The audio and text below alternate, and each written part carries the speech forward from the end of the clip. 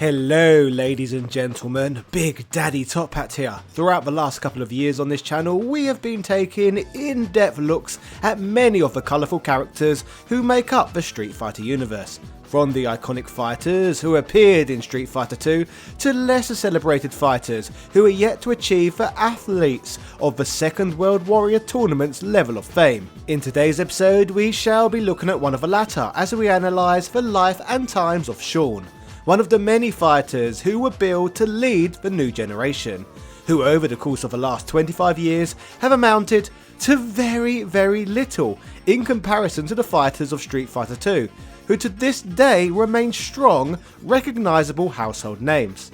Out of all of the combatants who were championed to lead this so-called new gen, few have perhaps disappointed more than Sean, as not only was this character positioned as Ken Masters' protégé, but even had a similar moveset to some of the franchise's favourites too. So, what would go wrong for our boy from Brazil, and why did he fail to reach the levels of success that die-hard fans of the character expected him to? This, ladies and gentlemen, is the story of Sean, a Street Fighter that failed hard. Yeah! To start today's tale off, we need to head back to 1997 and the release of Street Fighter 3 New Generation.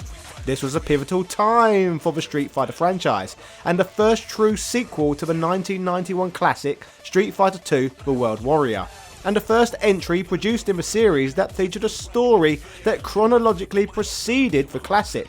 Considering that by this point in time that Street Fighter 2 had been revised many times, and that we were in the process of receiving the Alpha series, the EX series and Marvel crossover games, Capcom would decide on the bold move to create a Street Fighter game with an entirely new roster of characters, hence the subtitle New Generation.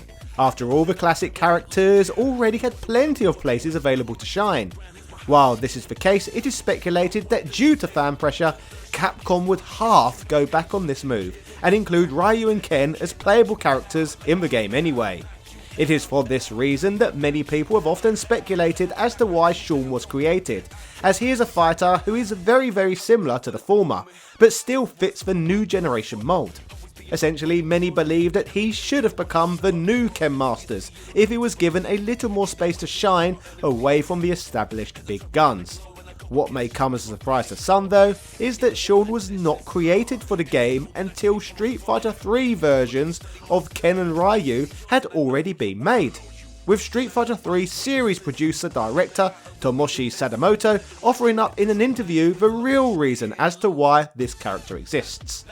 In fact, rather than being produced as a character to supersede series favourites, Sean was actually a last-minute addition to the game, who was only created for the title due to time constraints. Basically, the original plan was to give his roster spot to Hugo, a fighter who would not end up appearing until the second iteration of the game. Hugo has a huge sprite and has a moveset that differed from any fighter before him. The creation of Sean, on the other hand, was much more simplistic, as he doesn't differ that wildly from the already established Ken and Ryu. So essentially, Sean was created as a last-minute substitution, simply to fill up an untaken roster spot. So not the greatest beginnings for the fighter. So that's why Sean was created. But how did he fit into the Street Fighter universe as a character? Well, Sean would be positioned as a lad from Brazil who was heavily into both basketball and martial arts. It is said that at some point prior to the events of Street Fighter 3, that Sean had seen Ken Masters compete in a US-based martial arts tournament, and ever since that day swore to one day become his pupil. Sean seeks out Ken and has multiple unsuccessful attempts of getting Ken to train him. To impress his idol, Sean ends up deciding to enter the Third World Warrior Tournament to prove once and for all to Ken that he is more than a worthy student, but unfortunately is unsuccessful in winning it. Still, these losses were not enough to deter Sean from pursuing his dreams, so continued to put pressure on Ken. By this point, finding the boy a complete nuisance, out of fatigue, Ken orders Sean to seek out Ryu, and not bother returning until not only when he has managed to find him, but also defeat him.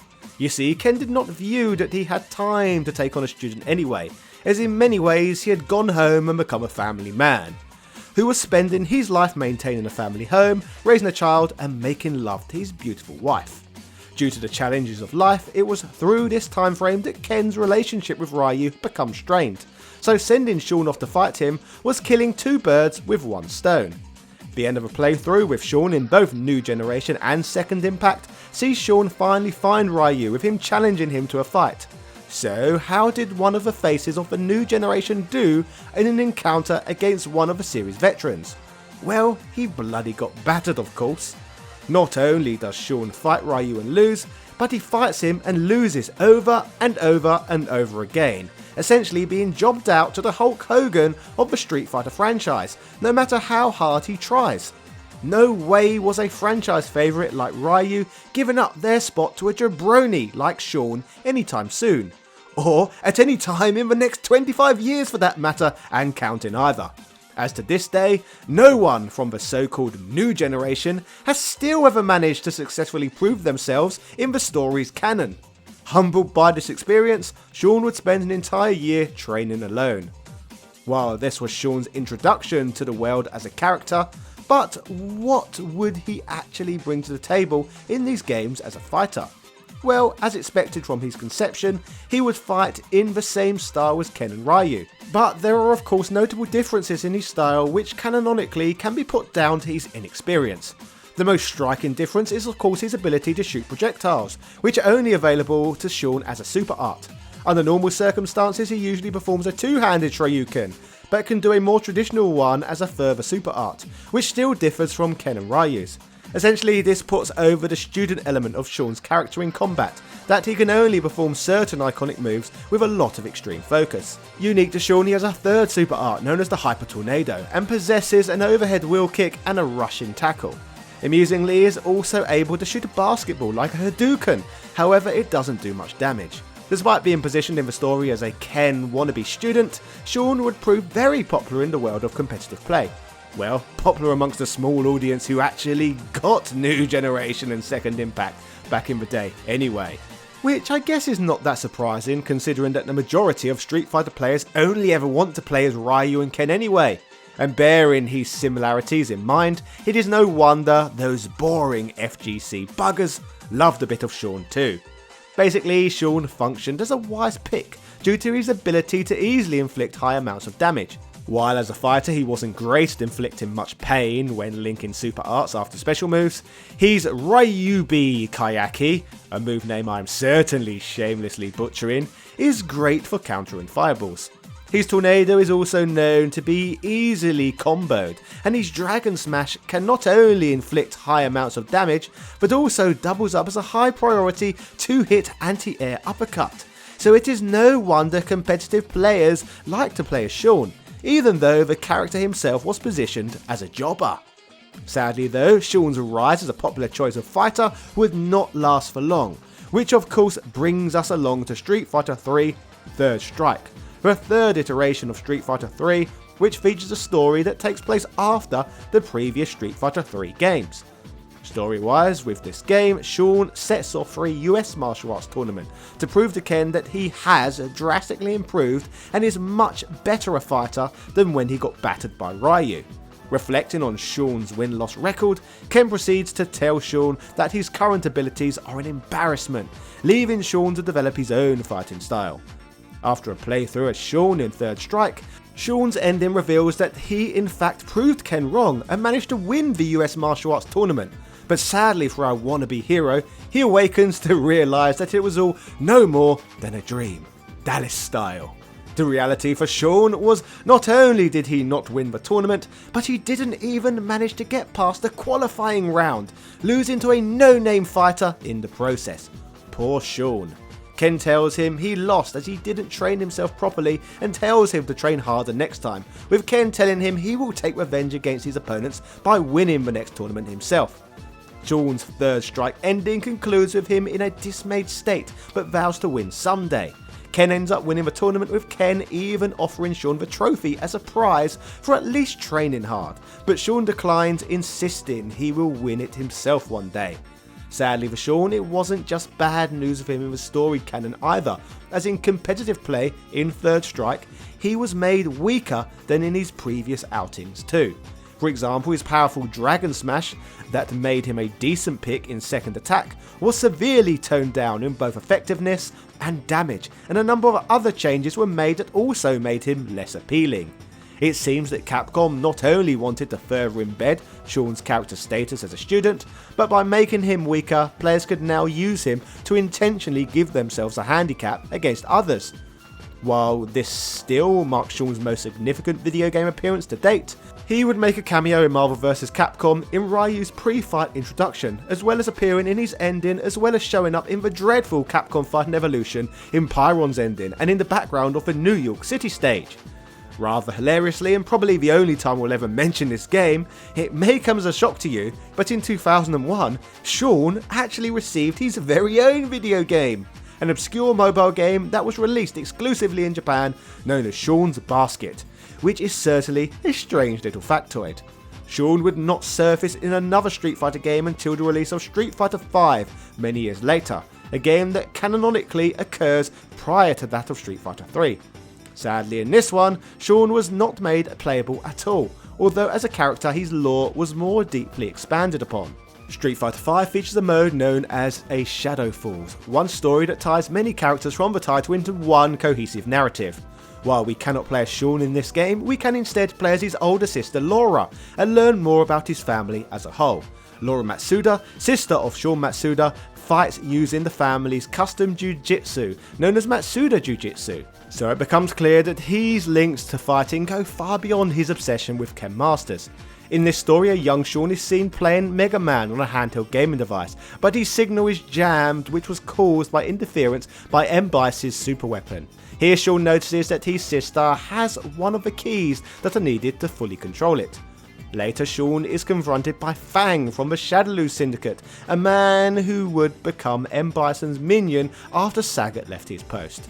Fang demands to know where the chess piece-like key is that controls the Black Moon weapon. In a twist that retcons Street Fighter III's canon somewhat, Sean is saved by Ken Masters, Chun-Li and Cammy, with Chun-Li even recognising him for being from the famed fighting family. Laura arrives, mistaking them for enemies, taking on Ken herself, but Sean corrects his sister, insisting Ken is not the enemy. Sean is last seen watching his older sister Laura agree to help Ken and others fight Shadaloo, thus providing a more solid reason why Sean later becomes desperate to be trained by Ken.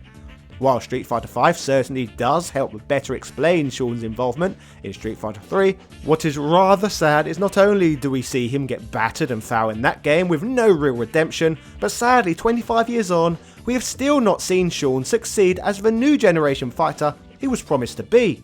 To add insult to injury, in the last few months the roster for Street Fighter VI has finally been leaked, a game that will mark the first entry in the series that canonically occurs after Street Fighter III. One would hope that this deep into the timeline, we would finally get to see what some of the Street Fighter III's new generation of fighters flourished into. But sadly, looking at the roster, we shall be receiving at present, not even one single Street Fighter III character has managed to make the cut. Meaning the last we have seen in the story of Sean and Alex at present is seeing them get pummeled by Ryu, which in my opinion makes this whole new generation embarrassing failures, who are still being outshone by the lineup of Street Fighter II, with all 8 characters who are playable in the World Warrior all being positioned to show up in the 6th game. This means at present that despite his promises to train super hard to become the best in the world and win that tournament which he spoke of at the end of Third Strike, that in the follow-up game Street Fighter VI, he is not going to even be in the bloody tournament, making me question why they bothered to build a new generation of fighters that they have no desire to push ever again. Instead, we are going to simply dip into the comfortable Ken and Chun-Li well over and over again. With no clear redemption for Sean and his many losses, many speculate that Sean is no more than some sort of joke character, who should be placed into the same bracket as Dan Hibiki, for being no more than a weak wannabe. He even becomes enraged at points in Street Fighter III, insisting he is better than Dan. But many even debate that as Dan is very clearly included in the games as a comic relief fighter, that Dan is just intentionally bad, making him better than Sean. Sean in Third Strike is very clearly more handicapped than his appearances in prior iterations. that just mounts up further evidence that he is a bit of a chump, especially when we bear in mind that the closest that he came to winning a tournament was literally in his dreams. Some, however, I have seen argue the polar opposite case for this character, claiming that he isn't a joke, but instead an inspiration, as no matter how many times he takes a beating, he gets up over and over again, showing incredible grit and determination in the process. In fact, we even have a little piece of evidence that may in fact prove that Sean isn't a loser, as according to Takayuki Nakayama, who was heavily involved in the creation of Street Fighter V, he confirms that part of Laura's ending occurs after the events of Street Fighter 3. These show her on a beach reading a magazine, showing that Sean has finally improved and managed to win a tournament. But this does nothing to excuse the fact that he is not currently set to appear in Street Fighter 6 at all. With regards to this character thus far only appearing as a playable fighter in the Street Fighter 3 games, I guess it isn't that surprising really when we consider Capcom only conceived him as a quick to program replacement for a more complex to create Hugo.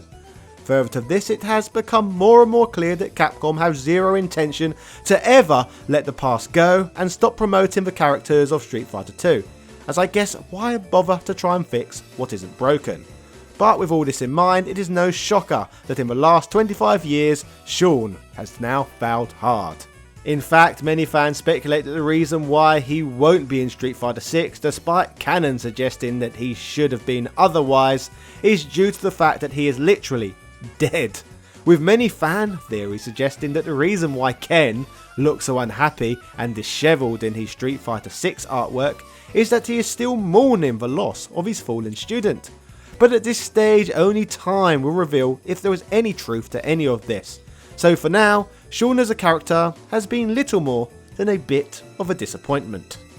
So ladies and gentlemen, that was the story of Sean, a character like most of the bloody new generation who was fouled pretty hard. Maybe if the Street Fighter 3 games had have sold a bit better, things could have been a bit different. But for now, Blanca remains the king of Brazil.